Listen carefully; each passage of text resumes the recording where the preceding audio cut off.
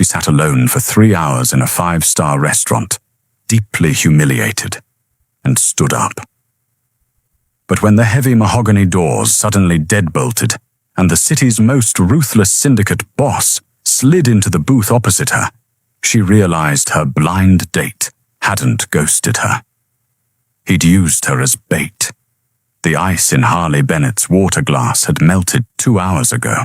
Sitting in the dimly lit, opulent dining room of Il Cigno Bianco, one of Chicago's most exclusive Italian restaurants, she felt the familiar heavy sting of humiliation settling into her bones.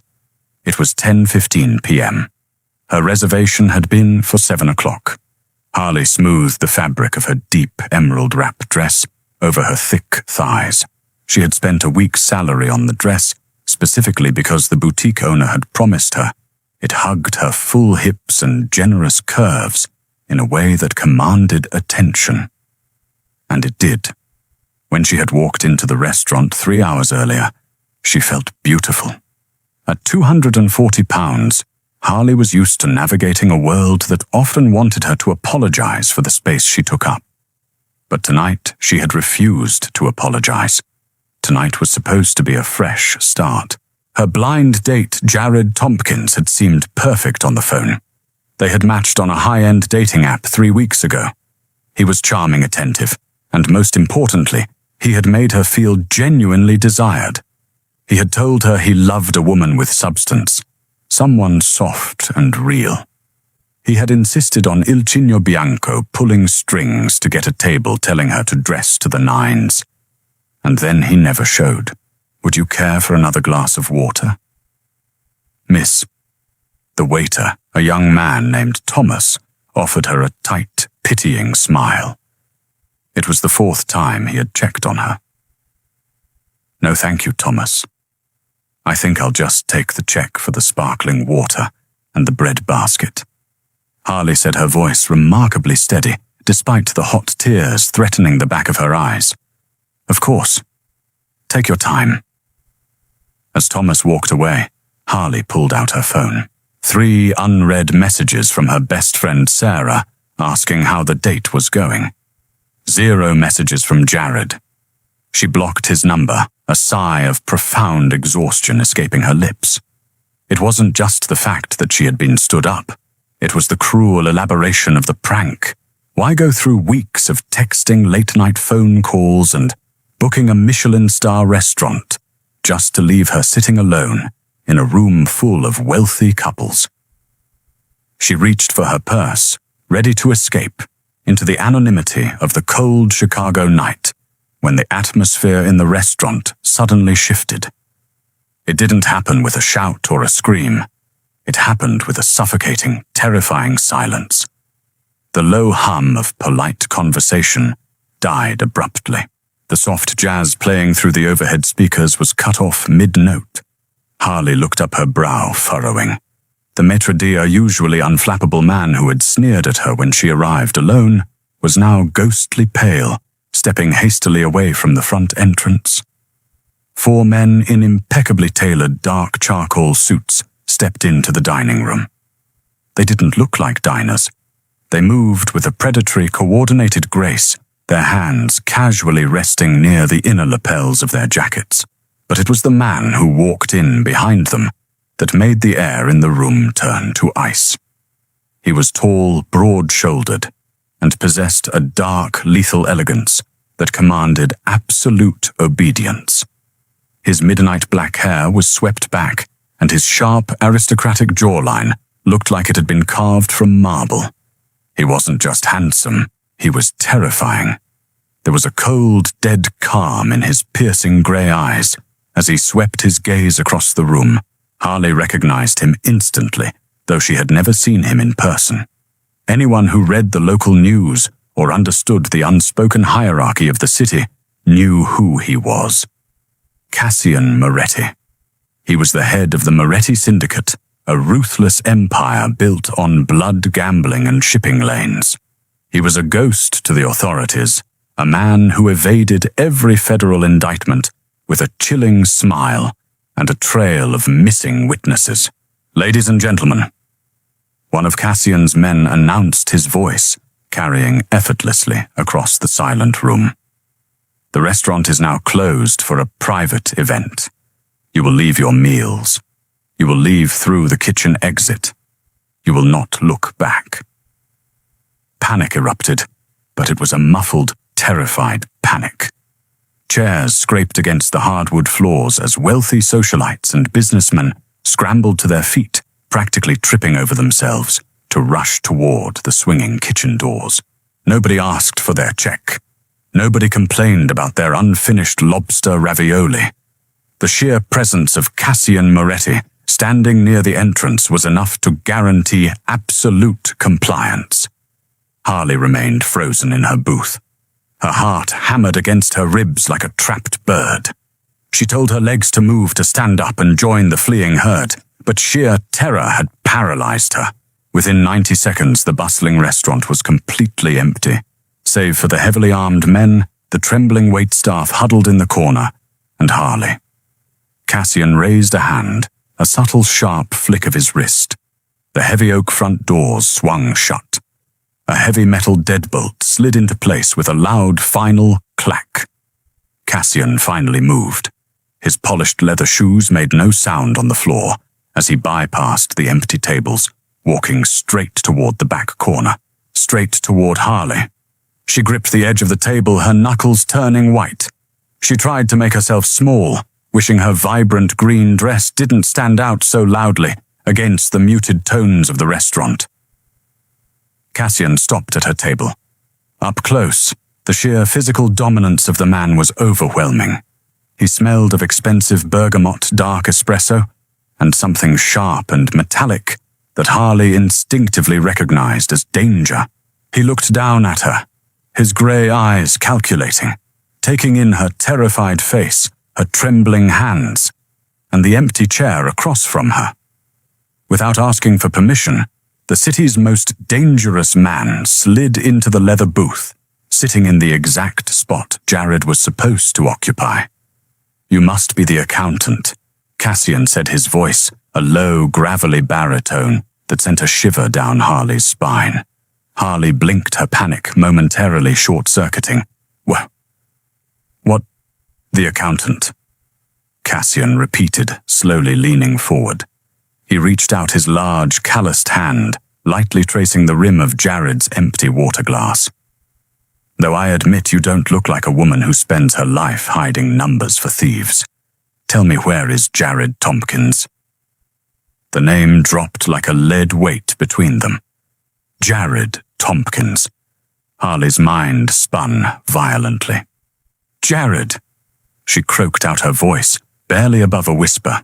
You know Jared." Cassian tilted his head, a dark, humorless smile playing on his lips. "Know him. I employ him. Or rather, I did employ him until yesterday evening when I discovered a $4 million discrepancy in my shipping ledgers. A discrepancy that Mr. Tompkins was responsible for overseeing." Harley stared at the mob boss, the puzzle pieces violently rearranging themselves in her brain. Jared wasn't a sweet, slightly awkward software developer like his dating profile claimed. He was a mob accountant, a money launderer. "He told my associates he was meeting his partner here tonight." Cassian continued, his eyes locking onto hers. "He said his partner had the flash drive with the offshore routing numbers. He swore on his mother's life that if we let him come to Il Cigno Bianco, he would hand over the money." Cassian leaned back, spreading his hands.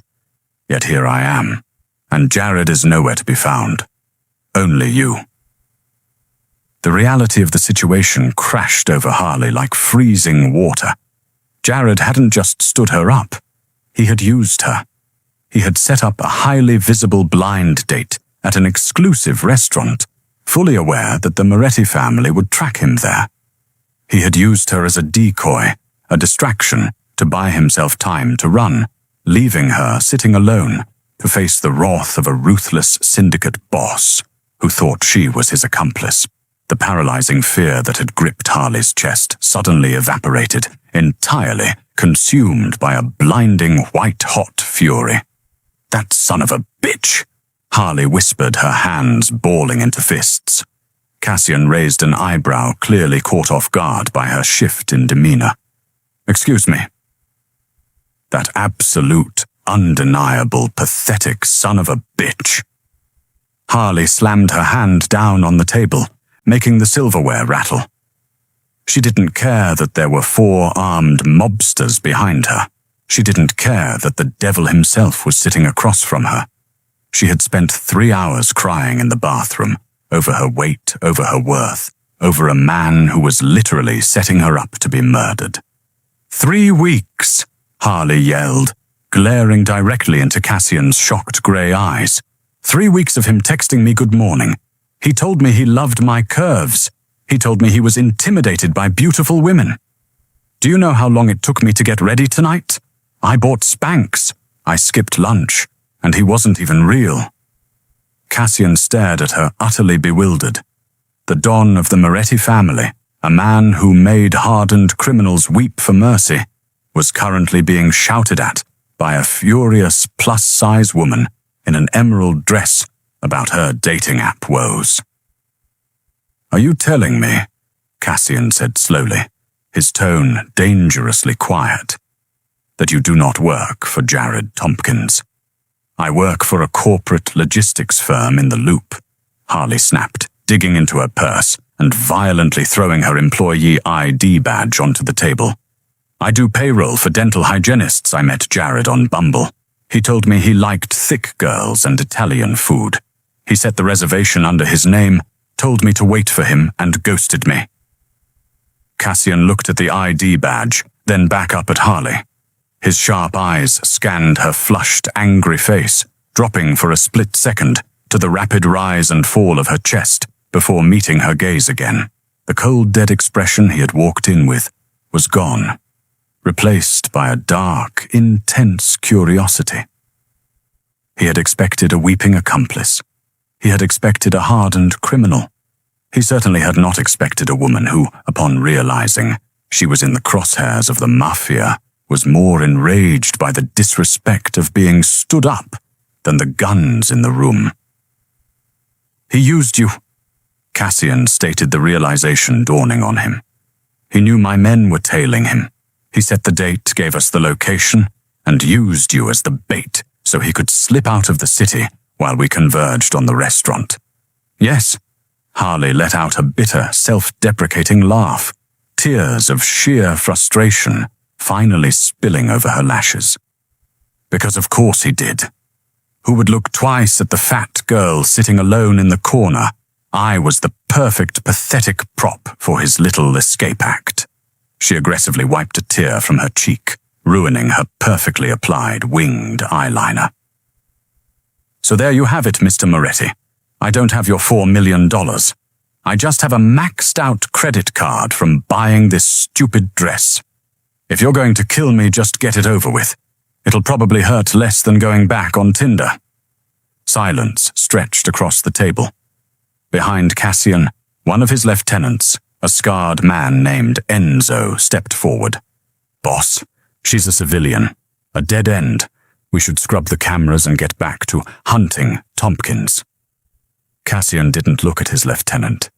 He didn't take his eyes off Harley. He watched the way she carried her defiance. Most people shrank under his gaze. They groveled. They begged. But Harley Bennett, broken-hearted and utterly betrayed, was staring him down with a fire that made his pulse thud heavily in his veins. He looked at the soft, generous curve of her jaw, the fiery flush on her cheeks, and the way her dress clung to her full, unapologetic figure. She thought she was invisible. She thought she was a prop. Cassian had never seen a woman take up a room quite like she did. Enzo, Cassian said softly, his eyes still locked on Harley. Take the men and lock down the airports. Tompkins has a 3-hour head start. Yes, boss. What about the girl? Harley held her breath, her anger finally giving way to the reality of her terrifying predicament. She closed her eyes, waiting for the order that would end her life. Instead, she heard the heavy scrape of leather against the floor. Harley opened her eyes. Cassian was standing up. He reached down, his large fingers gently but firmly wrapping around her wrist. His touch was burning hot against her cold skin. "The girl comes with me," Cassian said, his voice echoing with absolute authority. Harley panicked, trying to yank her hand away, but his grip was like iron. "What? No, you just said yourself. I have nothing to do with this. I told you everything I know. Let me go home." "You cannot go home, Gatina," Cassian said, his tone entirely unreasonable, yet dangerously smooth. "Jared Tompkins stole from me. He embarrassed my family. And he tied you to this mess the second he made you his alibi. If my rivals find out he used you, they will assume you know where the money is. You are a target." "I can call the police," Harley protested, her voice rising in pitch as he pulled her out of the booth. She stumbled against him, her soft curves colliding with the hard, muscular wall of his chest. Cassian looked down at her, his lips brushing dangerously close to her ear. "The police work for me," he whispered. "You have two choices, Harley. You walk out that door alone and hope the men Jared owes money to don't find you before morning. Or you come with me, and I guarantee you will never be afraid or overlooked again." Harley stared up at him, her chest heaving. "Why are you doing this?" she breathed. "I'm nobody.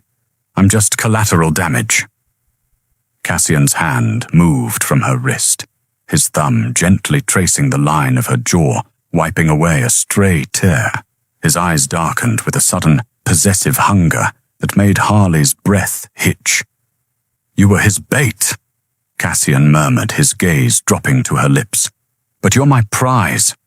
He snapped his fingers, and the heavy deadbolts on the front doors were thrown open by his men. "You're mine now," Cassian declared, leaving no room for argument as he guided her out into the dark.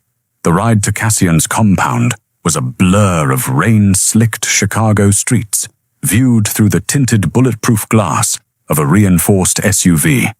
Harley sat rigidly in the plush leather seat, her heart pounding a frantic rhythm against her ribs. Cassian sat beside her, radiating a terrifying magnetic heat. He didn't speak, but his presence was a heavy physical weight in the confined space. They bypassed the glittering high-rises of downtown, descending into a private subterranean garage, heavily guarded by men carrying automatic weapons. When the private elevator finally chimed and the doors slid open, Harley stepped into a penthouse that looked like it belonged to a modern emperor. Floor-to-ceiling windows offered a dizzying panoramic view of Lake Michigan. The air smelled of aged bourbon cedarwood and the lingering sharp scent of rain. "Sit," Cassian instructed, gesturing to a massive charcoal-grey velvet sofa. Harley sank into the cushions, wrapping her arms around her thick waist. Her emerald dress, which had made her feel so confident hours ago, now felt like a target painted on her back. "What happens now?" she asked, her voice trembling slightly. "You said I was a target. How long do I have to stay here?" Cassian walked to a crystal decanter, pouring 2 glasses of amber liquid. "Until Jared Tompkins is dead, and until I have my $4 million back." He walked over, handing her a glass. His knuckles briefly brushed against hers, sending a jolt of electricity up her arm. "Drink. It will settle your nerves." Harley took a sip. The bourbon burned its way down her throat, settling as a warm knot in her stomach. Cassian took the armchair opposite her, his grey eyes mapping every inch of her face, dropping to the full curve of her hips, pressing against the velvet. "You are still shivering," he observed softly. "Are you afraid of me, Harley? You locked me in a restaurant with armed men and dragged me to a mafia stronghold." Harley shot back, her natural defiance briefly overriding her fear. "Yes, Cassian, I am absolutely terrified of you." A genuine dark chuckle rumbled in his chest. "Good. Fear is a survival instinct. but you don't need it here. No one in this building will touch a hair on your head. You have my word." Before Harley could process that, the elevator doors opened, and Enzo strode into the room, holding an encrypted tablet.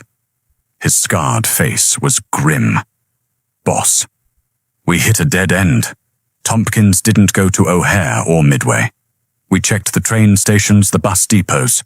He's completely vanished. Worse, the Gallagher syndicate is moving their men into the south side. We think Tompkins sold the offshore routing codes to Liam Gallagher to buy protection." Cassian's jaw clenched, a dangerous muscle ticking in his cheek. "If the Gallaghers get those codes, they empty my accounts. Find him, Enzo. Tear up every floorboard in the city." "There's a problem," Enzo said heavily. "Our tech guys scoured Tompkins' apartment. His hard drives were wiped clean with a military-grade magnet. He didn't take a flash drive with him. The perimeter cameras confirm he left the building empty-handed. He didn't have the codes on him when he went on the run." Cassian stood up, pacing the length of the Persian rug. "Then where the hell are the routing codes?" Harley frowned, staring down at her bourbon glass. Her mind raced back over the last 3 weeks of texts, phone calls, and digital flirting. Jared had been obsessive about his phone, and then a jarring memory struck her. "Wait," Harley whispered, setting her glass down on the glass coffee table with a sharp clink. Both men turned to look at her. "What is it?" Cassian demanded, crossing the room to stand over her. Harley dug into her purse and pulled out her phone. "At 6:30 tonight, right before I left for the restaurant, Jared sent me a text. He said he had a surprise for me, a special digital menu for Il Cigno Bianco that the chef only gave to VIPs. He told me to download the file and keep it open on my phone so the maitre d' would know to seat me." She unlocked her screen, her hands shaking as she opened her messages. She found the text tapping the attachment. It was a massive file labeled Il Cigno _menu _encrypted.dat. "I tried to open it in the cab, but it just crashed my phone," Harley explained, looking up at Cassian. "I thought it was just a glitch, but he was so insistent. He texted me 3 times asking if it was downloaded." Enzo swore violently in Italian. Cassian's eyes widened slightly, a look of profound, chilling realization washing over his aristocratic features. He didn't take the phone from her hands. Instead, he leaned down, bracing his hands on the armrests of her sofa, caging her in. His face was inches from hers. "He didn't just use you as bait, Harley." Cassian murmured, his voice thick with a lethal combination of rage and awe. "He used you as a mule. He knew my men were watching his digital footprint. He couldn't email the codes to the Gallaghers, and he couldn't carry a physical drive without risking a search, so he embedded the entire financial ledger of my syndicate into a fake file and stored it on the phone of a woman he met on Bumble." Harley felt sick. The sheer, calculated cruelty of it was staggering. Jared had weaponized her trust. Cassian turned to his lieutenant. "Enzo, get the extraction team up here, now." As Enzo rushed to the elevator, Cassian looked back at Harley. The coldness in his eyes had entirely vanished, replaced by a scorching, possessive fire. He reached out his thumb, gently tracing her lower lip. "You brought the thief's treasure right through my front door," Cassian whispered, his voice dark and heavy with promise. "You are magnificent." It took Cassian's technicians less than 20 minutes to decrypt the file on Harley's phone. It was all there, the routing numbers, the Shell Corporation registries, and the $4 million safely secured behind a firewall. Cassian had his empire back. But Harley wasn't finished. At 2 a.m., her phone buzzed against the glass coffee table. The caller ID was restricted, but she knew who it was. She looked at Cassian, who gave her a slow, deliberate nod. Harley answered, putting the phone on speaker. "Harley." Jared's voice crackled through the speaker. He sounded out of breath, panicked and desperate. Harley, thank God. Are you okay? Where are you? Harley dug her fingernails into her palms, channeling every ounce of humiliation she had felt sitting alone in that restaurant. I'm at home, Jared. The police came to the restaurant. They evacuated everyone. What the hell is going on? You stood me up.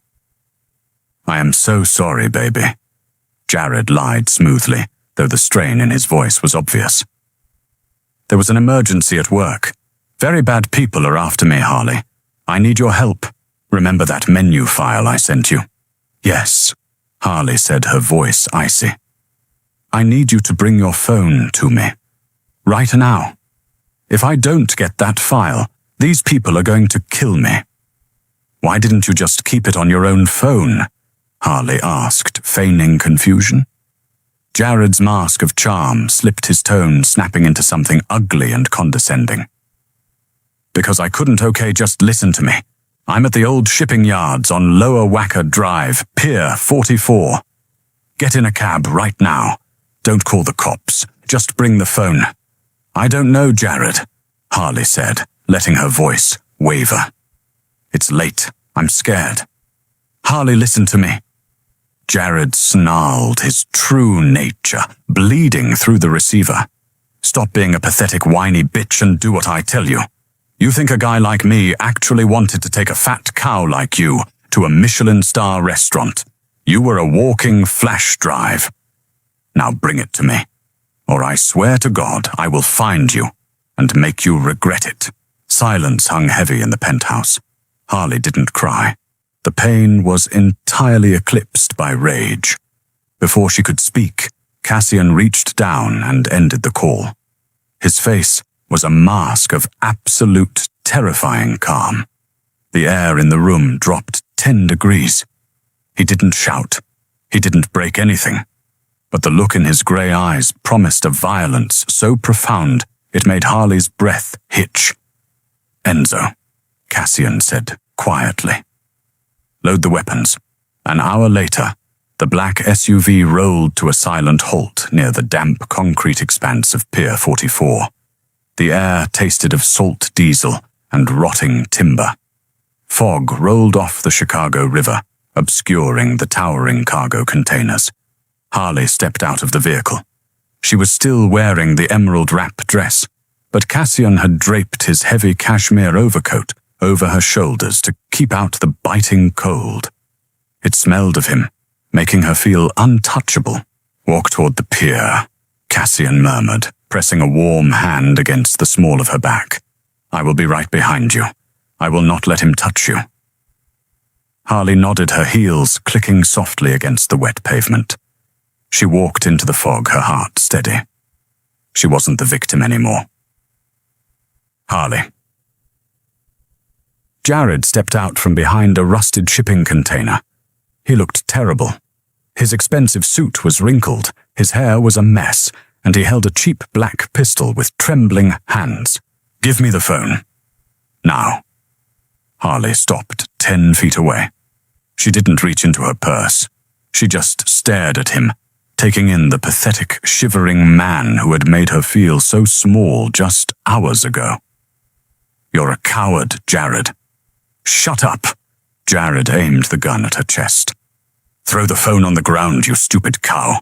The Gallaghers are going to be here in 5 minutes. The Gallaghers aren't coming. A dark, resonant voice echoed through the damp air. Jared froze, the blood completely draining from his face.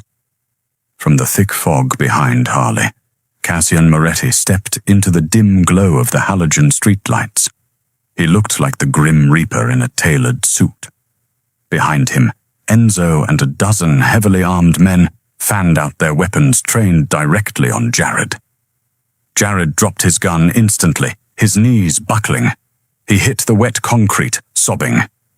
Mr. Moretti. Boss, please. I can explain. It was the Gallaghers, they forced me. Cassian didn't look at Jared. He walked up beside Harley, placing his large hand protectively, possessively on the curve of her waist. He pulled her flush against his side, letting Jared see exactly where the power lay. You disrespected my family, Tompkins, Cassian said, his voice carrying over the sound of the crashing water. You stole from my syndicate, but worst of all, you insulted my woman.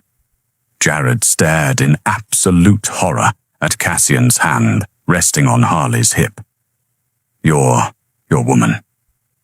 Harley, Cassian said softly, looking down at her completely, ignoring the weeping man on the ground. Does he live or does he die? Harley looked at Jared, the man who had mocked her body, used her trust and threatened her life. She felt the heavy, comforting weight of Cassian's arm around her. She wasn't just a prop anymore. She was the one holding the gavel. Take out the trash, Harley said coldly. Cassian smiled, a predatory, beautiful thing. He kissed the top of her head. Enzo, put him in the river. As Jared's screams faded into the night, dragged away into the darkness by Cassian's men, silence returned to the pier. Cassian turned Harley fully toward him, his hands sliding up to cup her face. The cold wind whipped her hair, but she felt entirely warm. He was wrong, you know, Cassian whispered, his thumbs stroking her cheekbones. His eyes dropped to her lips, burning with a fierce, undeniable hunger. You are not a prop. You are a queen. My queen. And I am going to spend the rest of my life proving it to you. He leaned down, capturing her lips in a kiss that tasted of danger power and absolute devotion. Harley kissed him back, gripping his lapels, finally stepping out of the shadows and into the empire she was always meant to rule. Did Harley make the right choice, embracing the dark, dangerous world of the Moretti Syndicate? Or did she just trade one prison for another? What would you do if a ruthless Mafia Don claimed you as his queen? Let us know your thoughts down in the comments. If you enjoyed this high-stakes Mafia romance, don't forget to crush that like button. Share this story with your friends and subscribe to the channel for more dramatic storytelling.